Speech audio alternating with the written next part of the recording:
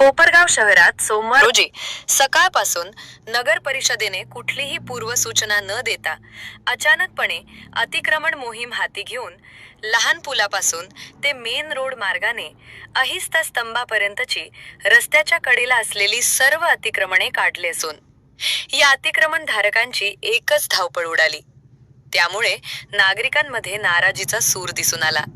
प्रतिनिधी विजय जावरे, महाराष्ट्र माझा न्यूज, कोपरगाव। कोपरगाव शहरामध्ये प्रशासकीय राज असताना ज्या वेळेस 4 ते 5 वर्ष या शहराच्या नगरपालिकेची निवडणुका झाल्या नाही, त्यावेळेस प्रशासनानं कोपरगाव शहराचं अतिक्रमण काढलं, सुपडा साफ केला।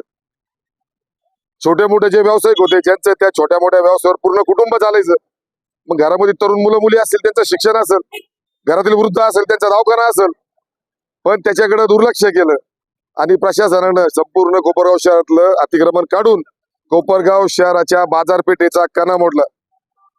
त्याच्यानंतर नगरपालिकेच्या निवडणुका लागल्यानंतर अनेक जण दारोदारात गेले। अतिक्रमण मध्ये जे तुम्ही विस्थापित झाले, तुम्हाला प्रस्थापित करू, तुमच्यासाठी जागेचं नियोजन करू, वळ्या भाबड्या तुम्हाला मतदारांना सगळ्यांना येड्यात काढलं आणि आज कोपरगाव शहराचं अतिक्रमण काढतात। कलेक्टरच्या आदेशानुसार कलेक्टर साहेबांची 4 तारखेला मिटिंग आहे, त्याच्यात या गोरगरिबांना तुम्ही त्यांचं बजेट देशधोडीला लावणार का त्यांना? आज या मायबाप जनतेला या अतिक्रमण मध्ये दुःखी झालेल्या लोकांना कोण आहे, वाली कोण आहे? फक्त मत मागायला येणार, निवडून येणार आणि खुर्चीवर अंडे उभवला बसणार।